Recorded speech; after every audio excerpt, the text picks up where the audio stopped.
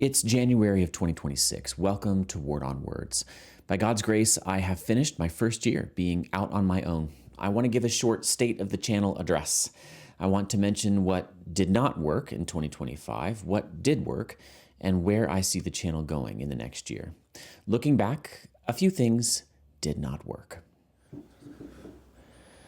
The Discord community never really took off, and I closed it in July. The idea of becoming a full-time course maker on my own channel just didn't pan out either. As I explained in a video in July when I did some retooling of the channel, I just found my heart was not in full-time course making and community building. I want to give away my content freely if I possibly can. And it felt weird and wrong posting things onto YouTube that I worked very hard on, but that were then seen by only a fraction of the number of people who usually watch my videos. I want to be out in the marketplace of ideas with no restrictions on whom I can reach. Speaking in churches also kind of didn't work. I had some really kind and generous pastors, Jesse Randolph being really at the top of the list, reach out to me, and I loved speaking for them, but I found that ministry travel as a freelancer was very draining and difficult. I'm an hour and a half from the airport, that's a factor. I started turning down invitations. I do take a few still, especially if they're on my side of the country, if they connect me with longtime friends, especially BJU graduates, or if they involve my family, or if they ask me to do things that I'm uniquely suited to do, like answering technical questions at a church who's trying to transition from the King James as a sole standard. But I realized in 2025 that I wasn't built to be an itinerant, to go out speaking every week. I just love my family and my local church too much. I'd prefer to focus my in-person energies here in the beautiful Skagit Valley, with some rare exceptions. Something else that didn't work, my brief foray into Protestant apologetics. It just didn't convince me that this is my strong suit. I don't plan at this point to enter that work, though I remain open to that idea if the Lord so leads. I just pray to him, make my path straight, like Psalm 25 prays. The things that didn't work this year, I simply took as direction from the Lord. I am totally content. I really am. Happy, honored, not discouraged. Now, what did work was a mix of community support, Bible teaching in various venues, including YouTube, and church web design. The community support here on YouTube and at Patreon especially, also buy me a coffee, the community support that I've received has been a huge encouragement to me. I tried to write a personal thank you to everyone who gives. I decided in the middle of the year to make everything I do available freely. And so your support is essential, and I've never looked back. I put my hand to that plow, and I'm still plowing joyfully. Bible teaching in various venues, such as Right Now Media, was an enjoyable and successful part of 2025. And teaching in a few seminaries is going to be a part of 2026 for me.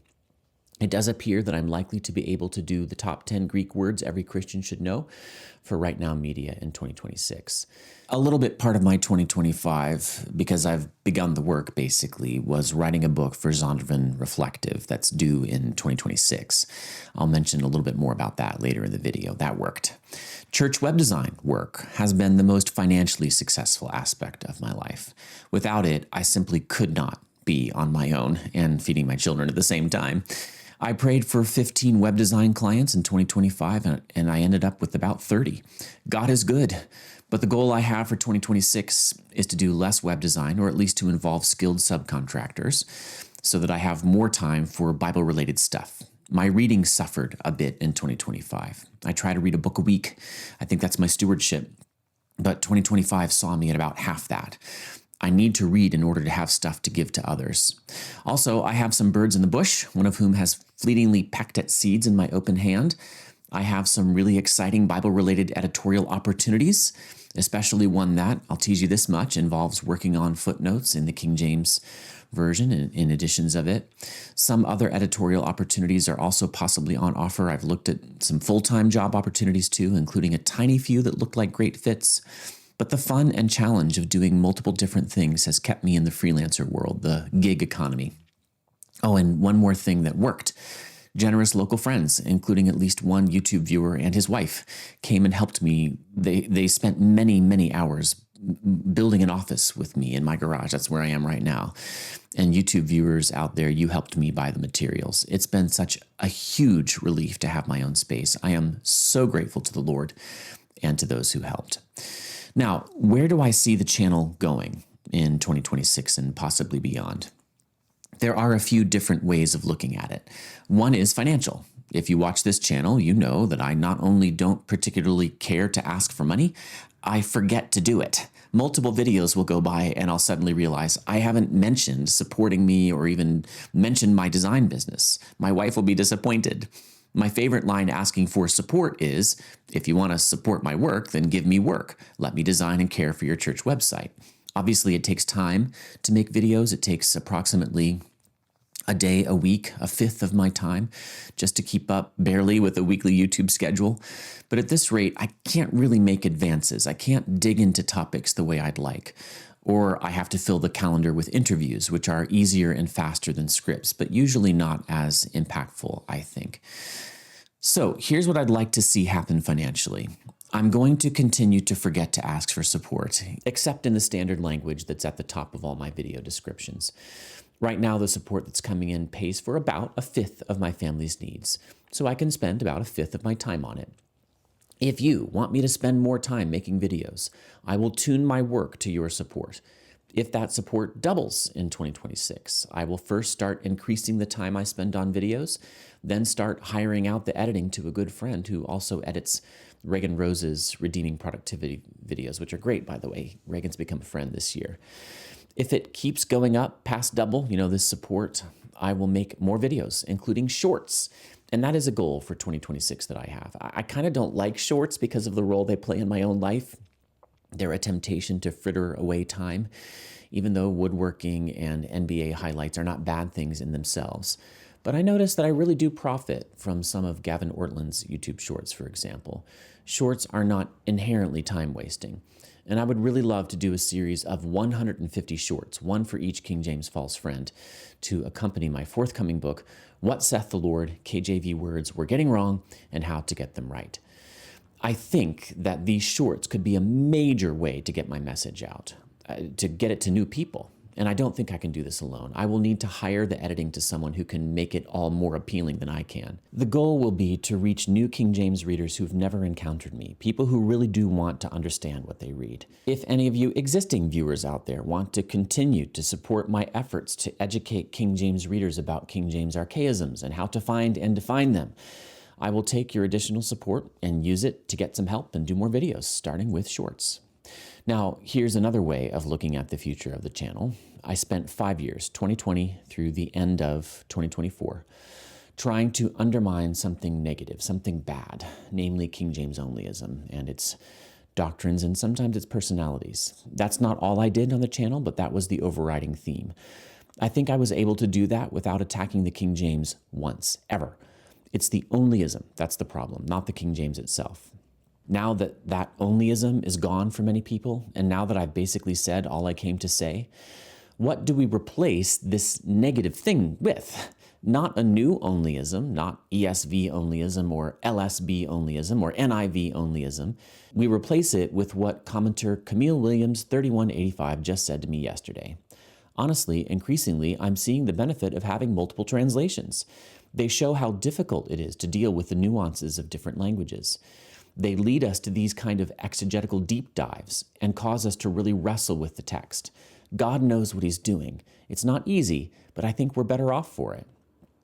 I wrote, Amen. That's been my experience for 27 years. That just seems impossible to believe, but it's true.